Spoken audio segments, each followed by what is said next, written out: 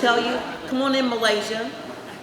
I can tell you when he was stationed in Germany, and when he was stationed wherever my dad traveled, it was very difficult for us to be without our dad. So if you have a parent that's in the military and they travel, I know it's a little bit challenging, but I can tell you I'm a living testimony that it's going to be okay. I'm not saying it's easy, because it's not easy. I miss my father terribly.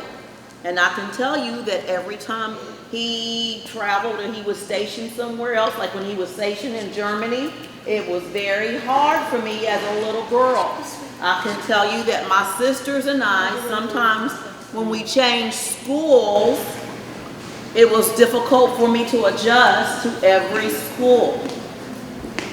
And my dad, he traveled frequently. What is frequently when I say my dad traveled frequently? Chris, come here, please.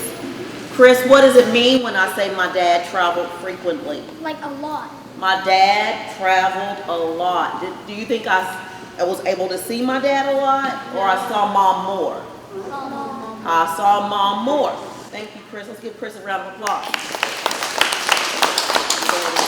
And then I'll turn it over to you. Is that okay? Okay, yeah. So, and then I can tell you, while my dad was gone and mom was there, who was I angry at all the time? Yes, who was I angry at? Your mom. I was angry at my mom. Now, did my mom do anything for me to be angry about? Did my mom do anything? No. No.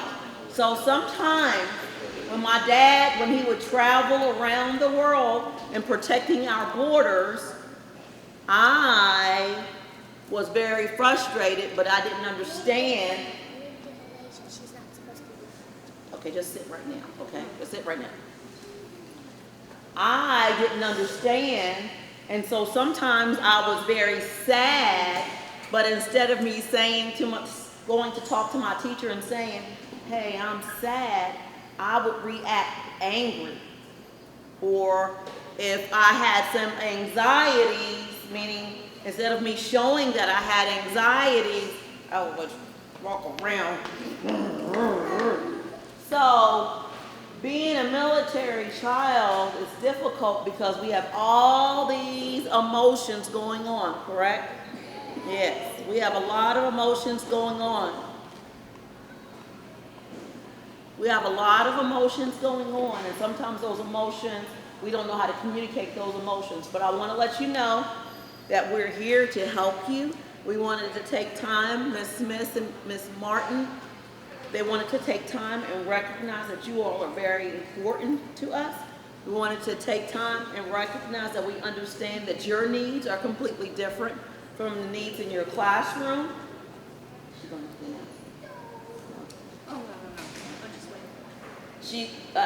We know that your needs are different from your friends' needs in the classroom. So let me ask you something. If somebody is taller than Miss Packer, do you think they're going to need a ladder, or Miss Packer is going to need a ladder? Who's going to need a ladder? Yeah. I'm going to need a ladder. So sometimes it's okay to give support and to help people in different ways, right? It's okay, like if I'm not tall enough to reach something, that I say, hey, I need help. Can somebody give me a ladder? It's okay to ask for help, whatever that help might look like. So I want you to know that Miss Packer, even though I'm the principal, that I was a military child. My dad was gone all the time. Seldom did I see my dad until I became an adult. So I'm gonna say that again. But I turned out okay. And you will be okay. You will be just fine, okay? I love you all so much. I'm gonna give it to Ms. Smith. Hello guys, thank you Ms. Packer. Yes ma'am. I have some friends that are visiting today that are going to introduce themselves, and then I'm going to give you directions about what we're going to do. Does that sound good? Give me 2 thumbs up if we can do that. Now we're going to have some fun. Eat some sugar? Yeah, okay. I'll let my friends introduce and then I'll give directions, okay? These are my wonderful military friends. If y'all want to come up, whoever wants to go first. Yeah, I'll go first. How's everyone doing? Good. I'm a private first class Toilette. I work at the clinic at Fort Knox. I'm a biomedical equipment technician. So whenever you go to the doctor or the dentist, all the equipment that they use to check on you, make sure you're doing all right, I work on that, make sure it's good to go so you guys are always taken care of. So that's a little bit about me. I'm gonna turn it to my buddy here, okay? Hello everyone. Sorry if you listen, my accent is different. I'm originally from Panama and I am specialist. This is the rank for specialist. It's like a inverse drop, black drop. And like my partner told, I work in the clinic too, but my work is behavioral health. That is like a therapist, but assistant therapist. So we talk about. Excuse the interruption. This is a reminder that all of those students that Smith has identified as a military child should be in the cafeteria at this time. Once again, that ceremony has already started. Oh, sorry. So, like what I said. So I like I was saying I see most. I see the patients and then we talk with them. And we try to help if they have any issues, for example, personal issues, families issues, or they feel bad. If they feel bad, they can come to our department, behavioral health, and we can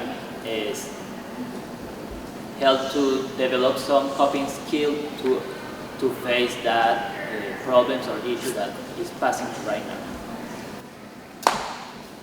Good afternoon. I am Staff Sergeant Latson. I am an ophthalmic tech.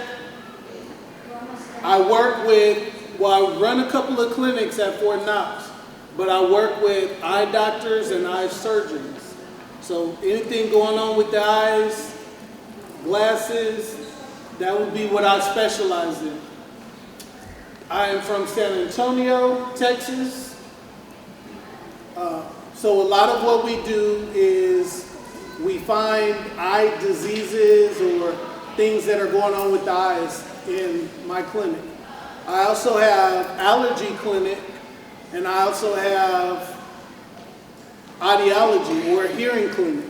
So if you have something going on with your ears, then they'll check that out. If you have something going on with your allergies, then they'll check that out. Then downstairs I have rehab. So it's if you get hurt, sports injuries, that sort of thing. But those are a few hats that I wear. Can we give a big round of applause?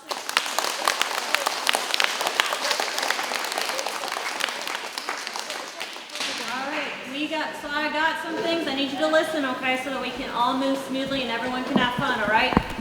I have cookies and donuts. You choose one or the other. Did I say both? No, one or the other, okay? Either cookie or the donuts. That's what you get to choose today. Then you can go home and be sugared up for your family, right? Yeah. So you choose one. I also have a game for my 3rd through 5th graders. So my 3rd through 5th graders, once you grab your snack, if you'll go over there for me, I'll give you some directions on that. I also have 2 different types of crafts. One, you can decorate the ribbon. All right, listen. We have glitter and all that kind of stuff. We'll help you monitor, but you can decorate your ribbon. If you have a parent that's deployed, you want to make sure you add some yellow or gold. Is it gold? Gold if they're deployed. Gold to your ribbon, okay? That makes sense? But you can decorate it any way you want. And then we also, I should have brought it with me, but I have another craft, and my helpers all of these wonderful adults can help you understand how to do the craft, okay? So one snack, crafts, hanging out together. I also have stories if anybody wants to read some military stories, but you're just having fun and celebrating you all. Okay, does that sound good? Give me 2 thumbs. You 3rd and 5th graders know where you're going? Which side are you going to? Yes. My K through 2nd graders, where are you going? Yeah. Okay. We sound good? Do we all need to rush the cookie table at once? No. No. Hi, I'm Brittany Smith. I'm the Family Resource Coordinator at New Highland Elementary School, and today we are celebrating our Purple Up Day. April is the month of the military child, so all of our military connected youth, which means our students who have an active duty caregiver, we're invited to celebrate. So we're having crafts, stories, junk food, of course, cookies and donuts, all the fun. And we have some soldiers as well volunteering with us just in support because our kids, those parents do serve, or grandparents or caregivers, they're serving too. They move schools, they transition, they have to make friends, sometimes deployment is hard. So we just try to give them the opportunity to socialize. We have small support groups as well for our military students, just to give them another opportunity to make new friends when they move and just kind of adjust. We also offer support for families and do special activities throughout the year for veterans. My name's PFC William Tollett. I'm a E3. I work at the Ireland Army Health Clinic at Fort Knox. I'm a 68 Alpha, which is a biomedical equipment technician or specialist. I work on all of the hospital equipment, dental equipment that's there at the clinic and the other clinics outside of Ireland Army Health Clinic as well. We're here today to help celebrate the Military Child Month here at the school with the military children that go to the school here. And why do you personally feel it's important to do this kind of stuff for the students and for the children in the military? Me personally, I was raised as an Army, or not an Army brat, but a military brat. My dad was in the Air Force, and I always really enjoyed when service members would come to the school and kind of see how they do life outside of the military as well. Me having 2 children, I feel like they look up to me, which these kids can also do that as well. Curveball question here. Is there anything interesting that you'd like to say? Me, I've only been in for about 18 months. I have seen a lot. My school was about a year long. The interesting thing about my MOS is there's only about 100 per year that get the job. So we're kind of a rare breed in the military, which kind of gives us a wide range of specialties to do that not most other MOSs can do in the military.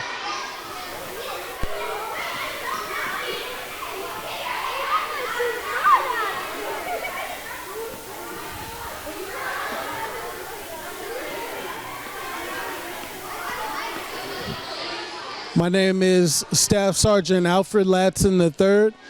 I'm an ophthalmic tech at Fort Knox. That's the 68 Yankee series. I manage a couple of clinics upstairs.